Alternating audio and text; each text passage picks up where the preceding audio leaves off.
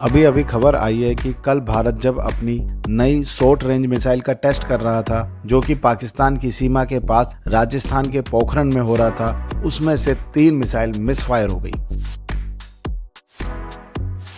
Misfire की खबर आते ही पाकिस्तानी जनता और सेना के पसीने छूट गए हैं कि कहीं 1 साल पहले की तरह भारत की ये मिसाइल भी पाकिस्तान में आकर ना गिर जाए। वहीं अब खबर आ रही है कि ये तीनों मिसाइलें इंडिया की टेस्टिंग रेंज में ही थी, क्योंकि एक तो ये शॉर्ट रेंज थी जिसकी रेंज 20 से 25 किलोमीटर है और दूसरा इनका टेस्ट किया जा रहा था। इस खबर के बाद पाकिस्तानियों ने राहत की सांस ली, वरना वो तो पाकिस्तान में इन मिसाइलों को खोजने में लग गए थे।